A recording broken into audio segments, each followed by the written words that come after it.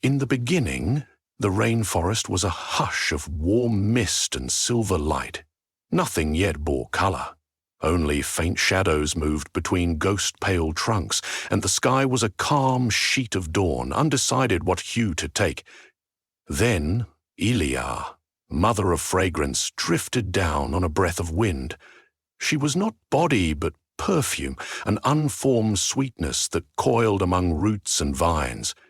Wherever her scent touched bark, petals unfurled, and wherever those petals touched air, song uncoiled. These were the first orchids, fluted and empty at first, like tiny clay flasks before a painter lifts his brush. Ilia inhaled, filling herself with the weightless nothing of the world, and exhaled into the orchid's 7 tones: crimson, amber, jade, cerulean, indigo, violet, and purest gold. The tones were not heard by ears. They vibrated in the core of every living kernel, the way seeds hear moonlight. From each note stepped a spirit, swirls of colour that hovered like hummingbirds without bodies. Crimson was fierce and laughing, amber warm and patient, jade calm and listening, cerulean curious, indigo wistful, violet secretive, gold bright with prophecy. They fanned through the canopy, staining leaves, rivers, and clouds with their passing. Suddenly parrots wore cloaks of red, frogs blinked neon green, macaws shook rainbows from their wings, and the sky itself rippled into endless blues. The rainforest breathed, alive and dazzling, grateful to Eloya's gift, but a pair of slitted eyes watched from a far rind of the cosmos, where things that seek other things linger. This was Urugom, the chameleon god, born from twilight's first indecision. He was scale upon scale, each scale a colour he had stolen from a sunset somewhere, and yet he was never satisfied, because the colours were not his by gift but by theft. They dimmed the longer he wore them. He gazed at Elea's new world of fresh hues with ravenous longing. Urugom slithered down the spine of a moonbeam, landing on a branch that promptly paled beneath his claw. He decided no colour deserved to be free, sung openly into every leaf. Colours should be hidden beneath scales, hoarded like secrets. So he hatched a plan. If he could silence the orchid's invisible songs, the spirits would weaken and colour would drain back into the blankness from which it had recently risen. The fields dropped away, fade into the sky. He heard the first song, sweeter than words. The orchids, however, were protected. Each dusk, Elia's fragrance returned to bathe them, and each dawn the spirits renewed their bloom. Time passed. Civilizations sprouted among the roots, and tribes of people learned to paint their cheeks crimson for courage, rim their eyes jade for clarity, or drape indigo cloth for mourning. Among these folk lived a hunter called Tezun. He was born beneath a moon that had momentarily passed behind a cloud, an omen, elders whispered. For he emerged mute. His mother wept that her child would never chant the epics, never call across the valley at dusk. Yet when Tezun grew, his silence lay upon him not like a curse, but like a cloak of listening. He moved between trees without breaking a twig, read winds by how they parted moth wings, and tracked jaguars by the hush that fell before their pounce. He became his village's finest provider. One night, as embers collapsed to ember dust, Tezun dreamed of a vine that divided itself into 2 paths, one bursting with colour, one slowly blanching to stone. At the fork stood an orchid, with petals pressed together, like hands unspeaking. It tried to sing, but no sound came. Behind it loomed a reptile eye glimmering with starvation. Tezun woke with heart pounding, though no cry left his throat. In morning's dim he walked to the seer, Talani the thorn-eyed, whose irises were flecked with silver from staring so long at the sun's reflection in rivers. Tezun could not speak his dream, so he drew it in wet clay, the orchid, the 2 paths, the great eye. Talani traced the image and shivered. "Colour is in peril," she murmured. "We must ask the orchids for counsel. But when their music is threatened, words fail us." If they have an answer, it will be a melody none but silence itself can hear. She looked up at Tazoon. Child of Hush, the task may fall to you. That evening the village council gathered. Flames threw copper on their cheekbones, but already the dyes that patterned their woven sashes seemed duller. Parrots in the canopy were quieter, their plumes dustier. The spirits of colour are being drained, Talani warned. We need someone who can learn a song with no sound. Eyes turned to the silent hunter who had given them venison and fish when voices could not. Tazoon nodded once. The path to the Orchid Hallow lay beyond rivers that wound like sleeping anacondas. Tazoon left at dawn, accompanied by a single companion, Piri, a boy whose laughter was so constant it kept monkeys from stealing corn. Piri carried a drum of hollowed kapok wood, though he could not maintain silence like Tazoon. His heart was bright, and brightness draws guidance. They walked for 5 days. Each day, colours faded more. The sunrise stained the sky ruddier than fox fur on day 1, but by day 5 it was a watered milk pink. Butterflies clipped leaf to leaf like scraps of greying parchment. Tazoon's own travel cloak, once vivid turquoise, was now approximation of smoke. They reached Orchid Hallow at dusk. There, thousands of orchids clung to a limestone wall streaked by waterfalls. In better times, the spirits of colour appeared at night in swirling coronas above the blooms, singing vibrations that lifted dew into prisms. Now only faint motes hovered, thin enough to see the cliff through them, their tones inaudible. And on a bough above, half hidden by its own hardening skin, crouched Uragom. His belly was plump with stolen hue, yet his scales shed occasional flakes like spent paint. Piri felt dread tighten his fingers on the drum. Tazoon touched the boy's shoulder, urging caution. He studied the orchids. Their lips quivered, trying to emit the 7 notes, but locked. He placed his palm upon a petal. It felt like the first cool river of dry season.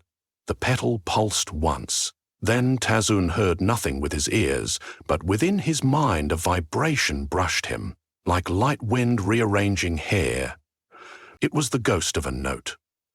Cerulean, the curious one, faint as memory. He needed to capture the full chord. Yet if he merely stood and listened, Uragom would sense the attempt. The chameleon god's tongue, as long as envy flicked to taste the air. Tazoon motioned to Piri. Beat the drum, a simple rhythm, just enough to mask attention. Piri began a heartbeat thrum. Tazoon closed his eyes. He let world sound pass over him. Water, insects, drum, distant rumble of storms. Through the clutter he listened for what was not there, the missing music. One by one, spectres of tones kissed his perception, each so delicate it could break if named. Amber's warmth, jade's poise, crimson's mischief, indigo's forlorn thought, violet's secrecy, gold's promise. He realized the melody was not linear. It was a braid, weaving all directions, requiring silence between threads the way a basket requires air between reeds. To learn it, he must become emptiness. The notes could cross. He breathed out until lungs flattened and heart slowed. Silence within answered silence without. Then the full chord descended. 7 spirits, even as they dwindled, joined into a harmony that had birthed the rainforest. Its core message glowed inside him. Colour is a covenant between light and seeing. If hoarded, it extinguishes both. The covenant must be sung by every eye that beholds, every leaf that reflects. So long as even one being recalls the melody in their cells, colour can return. But Uragom stirred. His camouflage shifted. He sensed the chord rekindling inside the mute hunter. A hiss cracked like green wood on flame. The god unfurled his tongue, aiming to wrap the hunter in grayscale. Tazoon opened his eyes as a shade rushed toward him. Vines turned chalky, waterfalls silvered, orchids began to blanch. Piri gasped, drumbeat faltering. The boy saw the chameleon crest arch, its eyes rotating independently, like twin eclipses. Tazun could not shout a warning. Instead, he cupped his hands and held air inside, shaping it to the silent melody. Like whistling without breath, he mimed each note. The spirits responded, their faint glows flashing brighter within his ribcage. Light spilled from his pores, not as sound, but as color itself. Crimson rippled across his arms, indigo shimmered along his scars, cerulean crowned his temples. He stepped between orchids and God, presenting himself as a prism. Urugom recoiled, surprised that a mortal body, especially a voiceless one, radiated stolen hues. He lunged.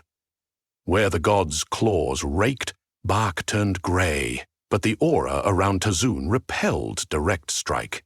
Still, each defense cost luminosity. The spirits inside him fluttered, like lanterns in wind. They needed outlet, a choir to resonate with.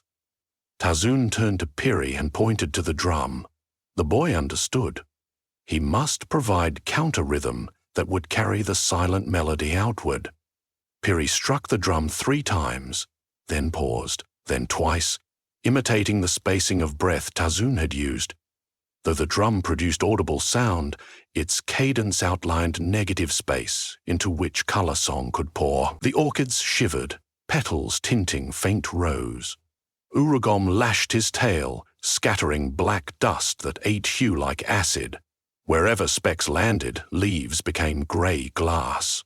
Tazun leapt, deflecting dust with sweeps of his still-colored cloak, but more fell. He realized defense alone would fail. They needed to bind the song back to the orchids before the god drained what remained. He pressed both palms to the limestone behind the orchids. Stone remembered the first birth. It could resonate subsonic truths. Tazun released within his mind the chord, letting it seep through bone into rock. The cliff hummed, water taking on pastel shimmer. The orchids, feeling home, vibrate, parted their lips farther than ever since fading began. Though still silent to ear, their vibrations surged, yet the spirits were feeble. They needed spark. Elea's fragrance was missing. Without her scented breath, the music lacked foundation. Where was she? Tazun searched memory. Elea was sent, tied to air currents. Perhaps when colors faded, the rainforest's aroma also dulled, and she drifted powerless. She must be summoned by evoking her essence. Fragrance of blooming season! He plucked a wilted orchid, crushed it gently, releasing faint perfume. He rubbed the oil upon the drumskin, upon his throat, upon Piri's hair. The scent carried memory of flowers in plenitude. Piri beat the drum harder now, each strike pumping fragrance outward in pulses. Mists around them thickened with smell, and within that mist Tazun sensed a presence swirling, gentle, curious, maternal. Elea. A silver wisp circled orchids, seeping into each. Petals regained luster. Color melted back. Crimson spirit ballooned to hummingbird size, then hawk, flickering brighter. Urugom roared, skin pattern glitching, for each hue returning to world was a jewel slipping from his vault. He lunged again, but an updraft smelling of wild ginger shoved him back. Elea herself, still formless yet strong in aroma, had grown. Tazun realized victory required severing the link between color and chameleon permanently. The covenant demanded that color be shared, not hoarded. Perhaps Urugom could be taught or forced to sing, not swallow. The chord. But how to make the god of envy release? Words would fail. Only silent melody could instruct. He stepped toward the god, ignoring Piri's cry. Colors glowed around him like banners. He stretched his hands in offering. Urugom's eyes narrowed. Was this a trick? Tazun conveyed through posture. Join the song, wear hues inside your throat instead of atop your hide. The god sneered. Still, curiosity. A flicker of cerulean, long suppressed, twitched in his scales. For eons he had consumed color, but never understood it. Could he? Tazun, with no voice, sang inside again. this time directing melody at Urugom. Crimson's laughter teased, Jade's calm beckoned, Gold's prophecy whispered, "Even you can glow instead of hunger." Urugom trembled. Some scales brightened innocently, as when he first saw light. But greed clawed back. He struck at Tazun's chest. Nails scraped, drawing blood that dripped not red but brilliant vermilion vapor. The vapor curled toward the orchids, feeding them. The gods saw that harming Tazun only released more color to world, weakening his horde. Panic is hunger's brother. He wrapped Tazun with his long tongue, planning to swallow the hunter whole, to capture the living vessel of song. Tazun felt slick heat coil. Bones creaked. Yet he remained still, breathing silent chord. As he was lifted, he pressed 2 fingers to his own wounded chest, collecting a smear of vermilion light. With a sudden flick, he traced a sigil on Urugom's tongue, marking it with the Covenant rune, a circle intersected by 7 rays. The sign burned, not pain, resonance. Urugom gasped through that sigilled color rushed back through the tongue into the god's throat, but instead of storing it in scales, it flooded his lungs, vibrating against chords unused since primordial days. A sound escaped Urugom. First, a croak, then an echo of thunder, then, improbably, a chord. It was raw, scraping, but truthful. He was singing. As soon as he emitted melody, the Covenant triggered. To sing color is to share it. Like molten paint, hues sprayed from the god's mouth across canopy and clouds. Grayscale patches reversed, turning luscious. Frogs regained emerald. Macaws blazed fire-bright. Rivers shimmered turquoise again. Urugom writhed as scale after scale shed dull husks, revealing soft white underneath, like blank parchment ready for writing. He shrank, not in size but in menace, his form becoming less monstrous and more kin to common chameleons that hide peacefully among leaves. At last he released Tazun, dropping the hunter gently upon moss, now astoundingly green. The god collapsed on a branch, breathing in color he no longer felt compelled to own. Eliah's fragrance swirled about him, forgiving, cooling the burn. Piri rushed to Tazun, clutching him with tears of relief. The orchids opened wide and, for the first time since creation, their song was half audible even to mortal ears. A faint ringing like wind chimes deep underwater, promising abundance. Spirits of color spiraled overhead. Crimson perched on Piri's drum. Violet kissed the seer's distant dreams. Gold circled Tazun's silent throat, then settled there, a reminder that prophecy can live in quiet spaces. Night came radiant. Stars were not merely white but facets of every shade. Fireflies performed choreographed bursts, each flick now clearly tinted. In the village, elders rose from hammocks astonished by the sudden richness of their blankets. Once again bold patterns against skin. The next morning, Urugom approached the orchid hallow, diminished but alive. He bowed before Eliah's unseen fragrance. "I guarded myself poorly against my own emptiness," he rasped, voice low, humbled. "Teach me to change my colors, only in greeting, not in greed." Eliah's aroma softened, accepting. From that day, chameleons of the rainforest became masters of camouflage, not to steal hue, but to mirror environment, paying homage to the Covenant by reflecting what surrounded them. What is it? The Covenant was a mobile refuge. Tazun and Piri began journey home. Along the way, they found the world blossoming brighter than memory. Crocodiles basked like river-carved jade statuettes, and even stones glinted unsuspected blues.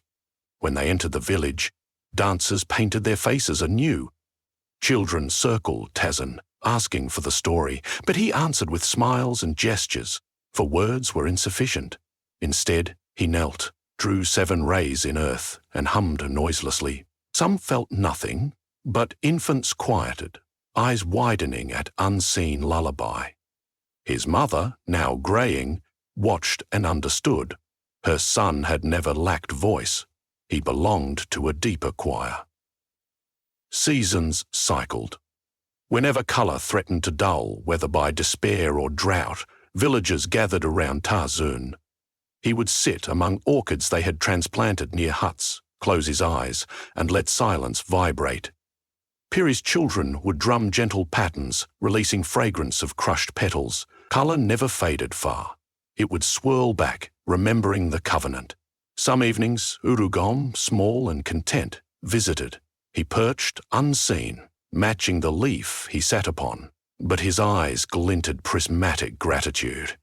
Ilia's perfume floated by, affectionate, and the spirits of colour danced, knowing they were safe so long as even one mute heart remembered the silent song. Thus the rainforest endured, its greens 1,000 greens, its nights thick with indigo secret and crimson gossip, cerulean wonder and amber rest.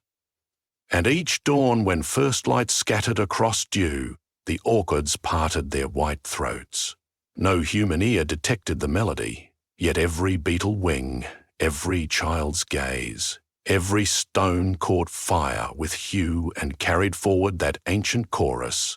Colour is gift, shared not stored, and silence itself can